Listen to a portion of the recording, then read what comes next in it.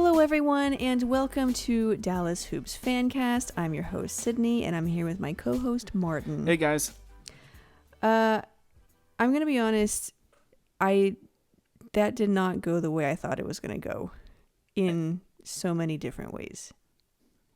The game. Okay, how did you expect it to go? Well, okay, there were two turning points in the game, and nothing else really... Well, okay, no, other things matter, but we can talk about those later.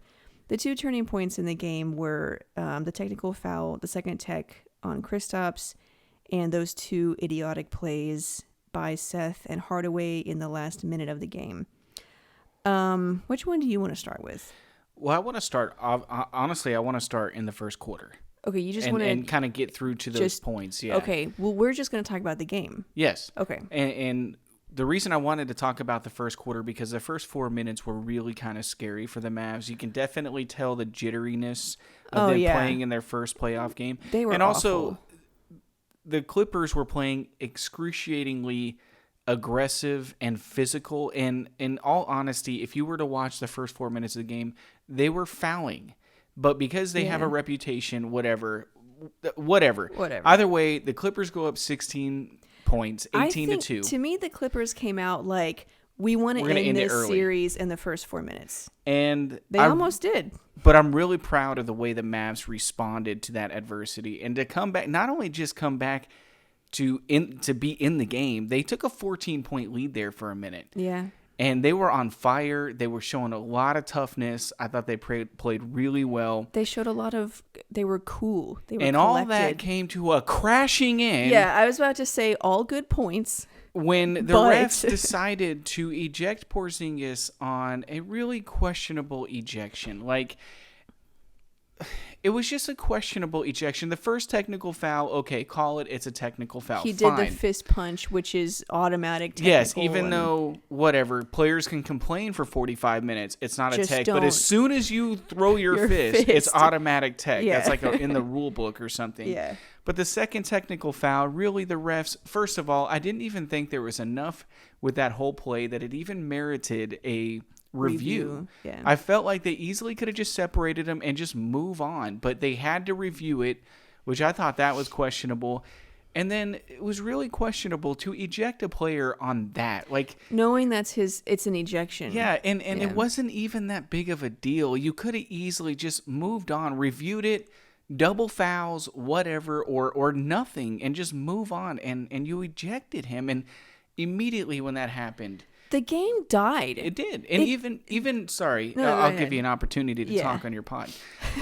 But even Mark Jackson. This is our pod. All right, let's focus. Okay. Even Mark Jackson and Jeff Van Gundy, you can sense the air was just taken out of them because they were like, come on, you can't eject a guy on that. Well, it was one of them that said, we had a good game. Yeah, the game was ruined. We had a good game going, and you just ruined it. And, man, when they made that call, my heart sank because it was just like, oh my God, that's just the worst.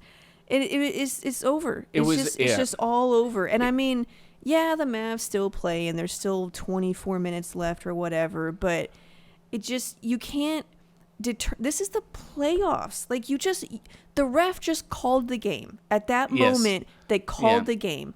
And that's a playoff game. And then that's you affect the whole series. Just with that one call. And it was just such a bad call. It was such a bad call. Yeah. And it's something they easily could have just not called and you ruined the whole game. And then you saw it towards, the whole atmosphere of the game. But really, you saw it in the fourth quarter when the Clippers had Paul George and Kawhi. Yeah. And the Mavs had Luka. And as awesome, and we'll talk about Luka, as awesome as he was, they really needed Porzingis. Yeah. And the guy has been averaging 30 points a game. He had 14 at halftime, so he was on his way for that. And you just ended the game, essentially, with that one whistle or one tech. It's like you said, the air of it. And it wasn't just the Mavs. Like, obviously, it affected the Mavs. And they lost their confidence, I think, for a while because they bricked some shots and missed them wide in the few minutes following that. But it was just even the commentators, like even Mark and Jeff were quiet. Nobody was saying anything for a while. Well, and even when it came back, there was one where it came back from commercial just for a, hey, we're still here, but here's another commercial break. Mark Jackson was, they were trying to be enthusiastic. Game, we have a really good game we here. Got a game here. But you can sense in him he was irritated. Well, because it's like I wanted to watch the Mavericks and the Clippers, and I wanted to see if the Mavericks could beat the Clippers. We wanted this series, and it was a good game, and it was great basketball, and the Mavs had the lead, and it was fun, and all of this stuff. And you gotta freaking ruin the whole game. And okay, here's the other thing I want to say, whenever it happened, I was like, crap, he's going to get a tech for that. And I was like, I wish he hadn't done that. And I understand, it was a bad call. But also, I wish Kristaps hadn't even gone in there to give them an opportunity to call that. The thing is, yes, okay, that is true. But I thought he didn't do too much to merit another technical. I think he knew where to draw the line. He didn't go in there swinging or whatever. Yeah. And I just felt like that you just could have just ignored. I didn't think it should have been a tech on anybody. Really. It was such a pointless review. Yeah. They easily could have just moved on. And you just... It's so frustrating because there's nothing we can do about it. Yeah, that was the worst thing in the moment. It's like, no, it's just God. It's just all God. And it's like they were saying when they were talking to Steve Javi or whatever the heck. And one of them said, it's not called consistently. There are some players who do crap like that in every game. Yeah, Patrick Beverley and Draymond Patrick Green. Beverley. I feel like there's guys that get in players' faces or do stuff like that all the time, and they don't get a tech. I mean, it's the whole thing with, if a player is a good defender, he can get away with fouling because that's just good defense. Or that also applies to a team if they're known as a good defensive team, or players if they're known to be tough and gritty, they can get away with crap. It's not called consistent, and it's just, you called the game, called it right then.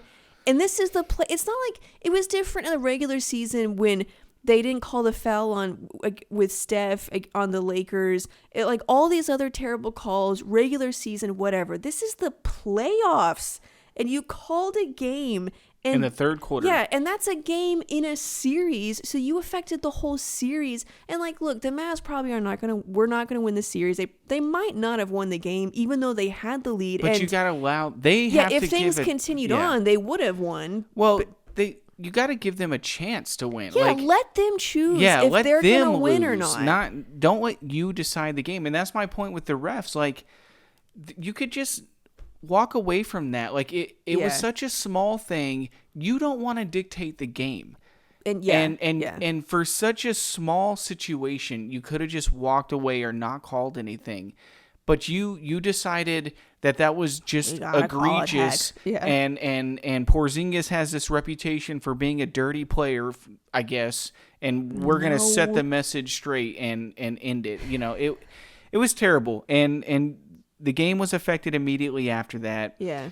But the Mavericks, they showed a lot of toughness and grittiness. I mean, in the first quarter, they showed toughness of just staying calm. But after that, it was a different kind of toughness, because to me, it was frustrating, and it was almost sad that happened. And now they but I don't know what I'm saying, but they showed a lot of toughness to still come back, and even had a chance possibly to win it. Now they were down with a couple minutes left in the fourth quarter, but it was only 4 or 5 points. And we got to talk about those consecutive plays. So we had by Hardaway and Curry. The second turning point of the game. After all of that, the Mavs down fought 3, back. I think. Yeah. Yeah, they were. It was a 1 or 2 possession game. Actually, I think it was a 1 possession game. Yeah, I think they were down 3. And there's a minute left or whatever, and Hardaway gets the rebound or whatever, and he dribbles it up the court and just starts dribbling through traffic. He's losing the ball, doesn't know what and then he turns it over, and it's Dude, what are you doing? Yeah. Give the ball to Luke. Run a play. Can we run a play here? This is the final minute of the game. And it's just like, I don't understand what's going on through your mind. It wasn't a fast break. No. Like, you just did give not the have ball, numbers. Just give the ball to Luka and let your best player make a play. Close out the game for you. And instead, you had a boneheaded play. And ended up on the floor. Yeah, it was a bad turnover. It was embarrassing is what it was. It was embarrassing. I'm sorry. It was pathetic. And it's like, dude, this is the playoffs. And in the playoffs, every possession matters. And you can't afford those kind of decision making. And not only that, he also had an instance where the play was broken down or whatever. And Patrick Beverley got a 3 in the corner. And he didn't even close out. He just stood there. And then he just looked at Luka like, whose man was it? And it's like, I don't care whose man it was. You saw him close out. Yeah, so there was that. That was just awful. And then Curry, on the very next possession, like the Clippers missed or something, he got the rebound, and then he dribbled the ball up. He did the same thing the Hardaway did, except he pulled up for a 3. Yeah. No, Curry is a great shooter, and that shot could have gone in. Even though it was a bad shot, it could have gone in, but it didn't. And regardless, can we just play basketball? Can we play smart basketball like we've been playing for 46 minutes? If you're going to shoot that shot, you better make it. Because it's such a bad shot that... And you saw the frustration on Luka because back-to-back plays, he was like, what are we doing? I know. After that play with Curry, he had his hands up. What are we doing? What are we doing? Yeah. And that's the thing is, like you were saying in the playoffs, every possession is critical, but especially once you get to the last minute or two, you cannot afford to choke away. They just wasted them, and they were within a possession or whatever. It was 3 points. They were right there, and you had an opportunity to tie it. Maybe you can take the lead if Luka takes over, and you just wasted 2 possessions, and Luka didn't even touch it. So you can see the Mavs can play with this team. You know what? They can. They can play with this team. They hurt themselves at the end of the game. They did. And yes, the refs giving a technical foul to Porzingis obviously had a major impact on the game. Yeah. I don't care what people say. Well, you still had a chance. It doesn't matter. They might have won this game by 10. Yes, you basically kicked out 30 points a game for nothing. But they can play with this team. They just have to make smarter decisions at the end of the game. Yeah. And they got to get off to a better start. And they just can't turn the ball over so much. They got to get a little better with the turnovers. And I know Luka, let me just pull up his box score because people are going to hate on him because he had 11 turnovers. And he finished with 11, but 5 of those were in the first 2 minutes. And not only that, there was one that was given to him. And some of those were fouls. Yes, well, that's true also. But one of them was given to him that it was a perfect pass to Michael Kidd-Gilchrist, and he lost the ball out of bounds. He didn't catch it, and that was given to Luka. But look, Luka's going to have games where he has a lot of turnovers. And this is his first NBA playoff game. And even in general, he just does because he's the guy. He's literally the guy in the NBA that has the ball the most. His usage rate of any other team. What you hope is that the team as a whole doesn't have a lot of turnovers. And that was the problem tonight. Everybody else was turning the ball over. Yeah. But typically, Luka will have 4 or 5 turnovers, but as a team, they have 12 or 13. Yeah. And so Luka's going to have games like this. But the fact is, the guy is unstoppable. They have a team of elite defenders. Yeah. In his very first playoff game, sets the record. Yeah, 42 points. That's the highest scoring mark of any player in his NBA in his playoff debut. The only player to have 40 or more, and he had 42. And yeah, he had Paul George on him, Kawhi Leonard, Patrick Beverley, Marcus Morris. One of the Morris twins. It's Marcus Morris. 3 of the best defenders in the league. JaMychal Green. Yeah, I mean, people would argue that those are the 3 best defenders, possibly outside of Giannis. But 3 of the best defenders in the NBA, and he scored 42 on them. He scored 42 points on 21 shots. Yeah, 13 for 21. 13 of 21. So... And he got to the free throw line, but I didn't feel like any of those were bad fouls. I know I'm a Mavs fan, but...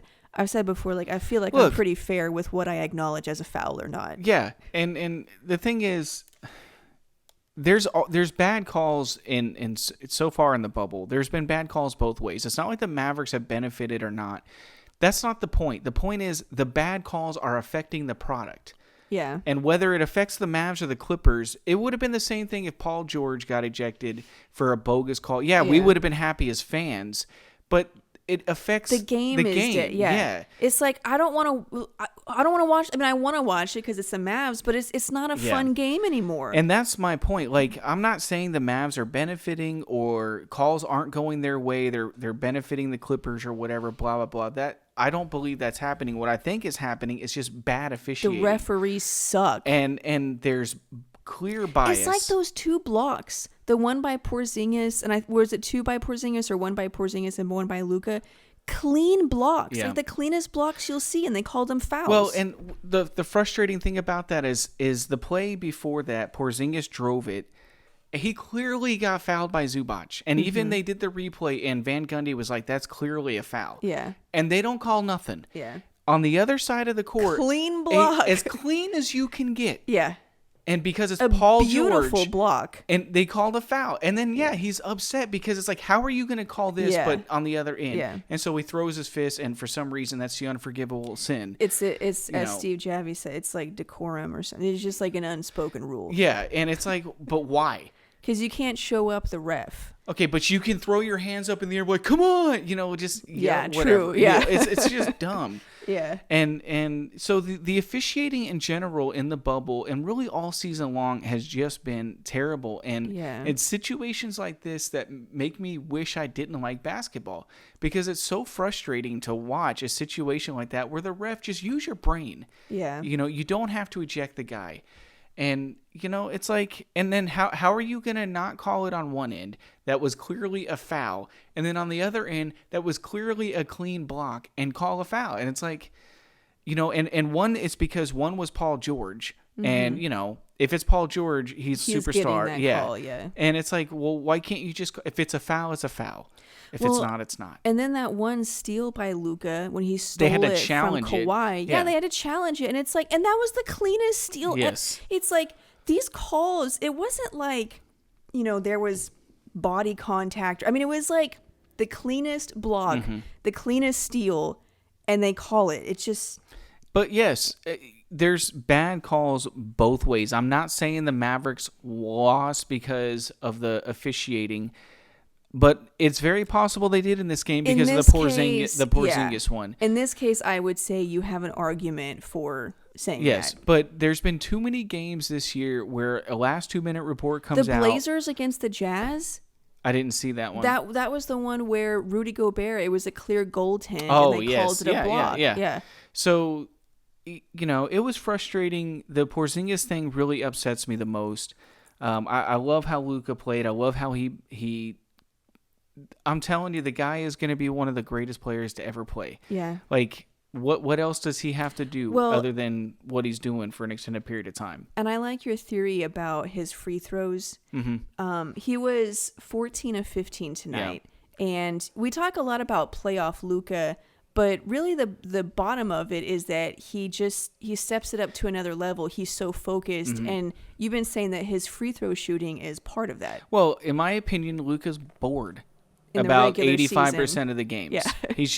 It's so easy sometimes that he's just bored. And when you're not focused, it shows up in your free throw shooting, in my opinion. But when Luka's focused, he's making his free throws. Like the game against the Bucks. I think it was kind of the same thing, like 14 and 15 or something. So he was great. The 11 turnovers hurt us. But again, for the amount of time the guy has the ball, and a lot of those were early on in the first quarter when the whole team was really turning the ball over. Yeah.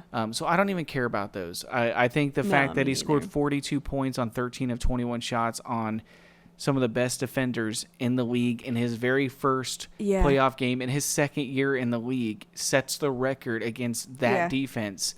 It's saying something. I know I said it already, but the guys that were guarding him, Paul George, Kawhi Leonard, these are all NBA Patrick defensive teams. All NBA, and Kawhi is back-to-back Defensive Player of the Year. I mean, and he didn't make it look easy, although sometimes it did look easy. But he put up 42 on these guys. The one play that I thought stood out was the drive where he drove it on Kawhi, and Luka's so big and strong that Kawhi got pushed back so far when Luka kind of dug into him a little bit. And then it was like it could have been a regular guy guarding him. Yeah. And instead, that was Kawhi, and he made Kawhi look like an average defender. Yeah. And I was just like, well, man. he blew by Beverly. Yeah, he did that a couple, especially there in the fourth. Like, he started going to the lane, and they didn't have a rim protector. Right. And Luka, his first step is quicker than one of the quickest in the league. I know people will knock on his athleticism and his speed, but he's got a super quick first step. He gets by his defender continually, whether they're big or small. And he was doing that in the fourth, and he was making their defense look terrible. Well, and he's really good at getting his defender on his back. Yeah. And after that, because he's so big, they can't reach around. They can't reach up and block it. They're just trapped back there. And who knows what would have happened, because in that Bucks game, they were down 7 with like 2 minutes to go. And Luka did Luka things. Yeah. And in this game, they were down 1 possession. It was a 1-possession game. At one point, yeah. And imagine if those 2 possessions in a row was Luka and not Hardaway turning it over and Curry shooting a 45-footer off the dribble, you know? I mean, like, I know there's a lot to go into that goes into a game, but to me, the two turning points were Kristaps getting ejected and the two possessions by Curry and Hardaway. I mean, like, there's a lot of other details in there that you could talk about in terms of scheme or this guy or that guy. And obviously those things matter and they're going to look at that film. But if you want to talk about just major turning points, I think it was those two things. Yeah, and for the Porzingis thing, there's nothing we can do about that. But those two plays, that is a clear sign of an inexperienced team. That, you know, it was just terrible. But in the end, I'm really proud of the way they played and way they fought. It was sucky. You know, it sucked the way that the game ended. Everything sucks. I hate everyone right now. But it's awesome that we have Luka. And don't try to be all optimistic. I mean, think about this guy just set the NBA record against this defense in his first playoff game. It should have been the other way around. It should have been the Clippers clamping down Luka in his first performance. True. He had 23 points. It should have been a welcome to the NBA 7 of 25 moment. shots. You know, it should have been a bad game from him. But it was a solid game. It was an amazing 42 points. You know? I'm talking just all 9 around. assists, 9 assists. He had 3 steals, 7 rebounds. I mean, obviously the block or the turnovers, but yeah, I mean, no, he was great, and Porzingis was playing well too. I mean, he had 14 at halftime. Yeah, he had 14 points on 3 of 9 shooting. He was 1 for 4 on 3-pointers, and then he also had 6 rebounds.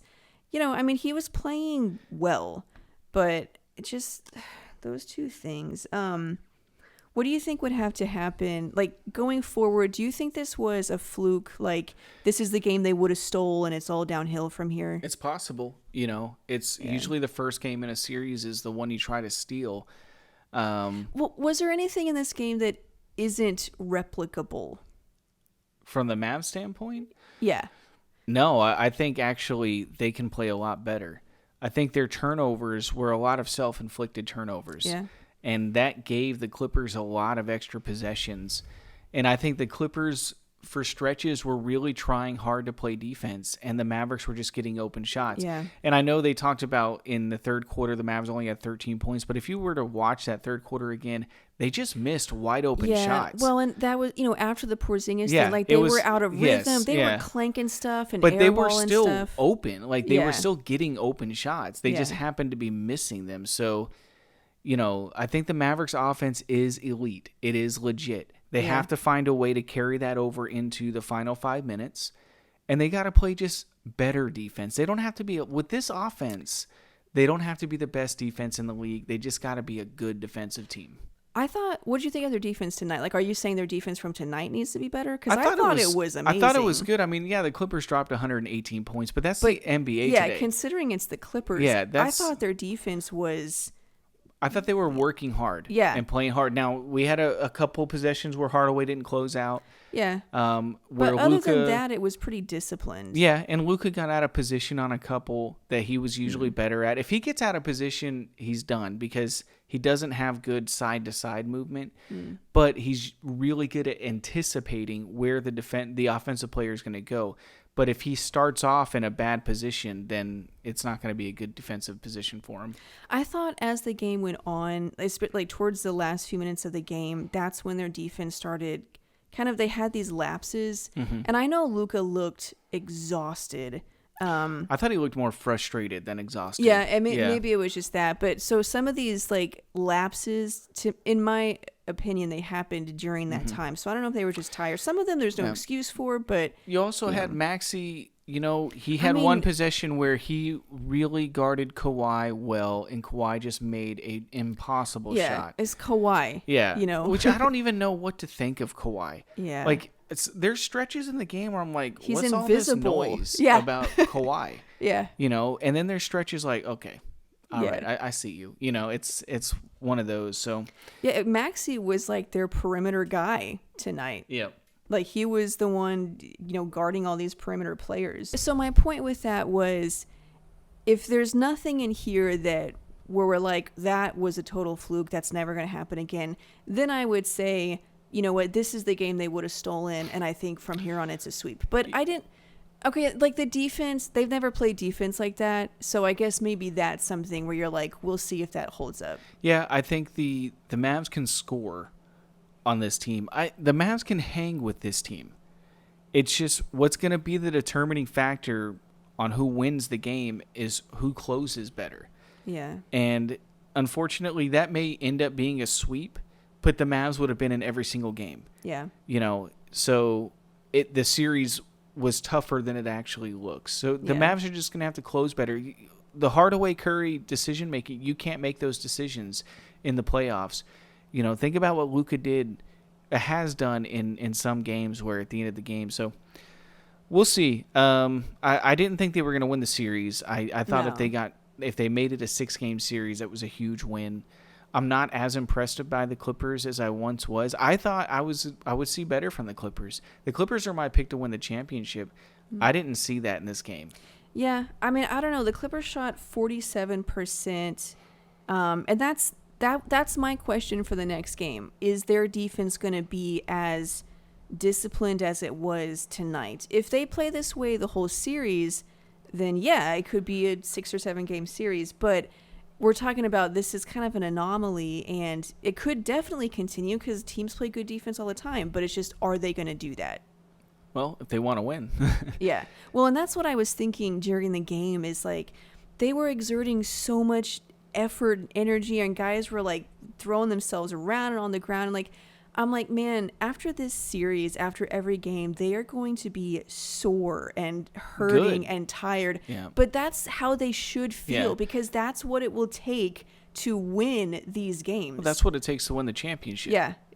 Is that kind of effort and energy, and that's why these players, these elite players, they spend the entire offseason on their conditioning, on their bodies, because the playoffs are a grind, and the players that kind of wear down throughout the season, then in the fourth quarter the shot just doesn't go in, and people will say, "Oh, they choke, they're not as good," but really it's just they don't have the same lift that they had. Yeah, sometimes, but so I want them to get the most experience they can. I'm really disappointed in the Porzingis ejection, and it's like it's so frustrating because there's nothing we can do about it. We just have to move on. And those 2 plays, but other than that, I thought they played well. I thought I'm gonna watch highlights of Luka for the next 2 days just because I thought it was awesome. Yeah, I mean it was a good game, and I hate that Porzingis got ejected. It's just the worst thing ever. I mean, it's like it's their first playoff appearance in 4 years. It's Luka and Porzingis' first playoff appearance as NBA players. They're a young team. I mean, this is such a big moment, and they were hanging with them and beating them. I mean, it was so good. It was so great as a fan to watch it. And I would have to say even the Clippers fans were enjoying it. It was such a good game. Yep. And then you just ruined it. You just ruined it. Like you said, the NBA product, it's just gone. Yeah. No one wanted to watch that. That's been the problem all season long, is the poor officiating. Like, we'll watch games on TV where it's not the Mavs. It'll just be 2 games. And we're watching it like, okay, that was a terrible call. Yeah. And we're not invested in either team, but you can see it's bad officiating. And in the bubble, it's been extremely bad. And not just for the Mavericks, but for every team. And it's hurting the product, and I don't get it. Just fix it. Just hire good referees. I feel like it's easy. Yeah. Anyways, so those are our thoughts on the game. Game 2 is coming up, and we'll see. Like I said, I think it's going to come down to, can they replicate what they did tonight? And the only thing I would say is questionable about that is their defense. So we'll find out. Thank you guys for listening. Feel free to share your thoughts on all the crap that went down. I'm on Twitter at _Sydney Myers. The show is at Dallas Hoopscast. Martin is at Martin L. Myers. You can listen to new episodes and read exclusive articles at DallasHoopscast.com. There's actually an article on there about Michael Kidd-Gilchrist that I wrote back when they first got him. It's a really in-depth profile. So if you're watching this game and you were like, whoa, where did that come from? You can read that article to see more about what his strengths and weaknesses are and how the Mavs might use him, because it looks like they actually might use him in this series. Anyway, that's on DallasHoopscast.com. Thank you for listening, and we'll see you guys in the next episode. Bye.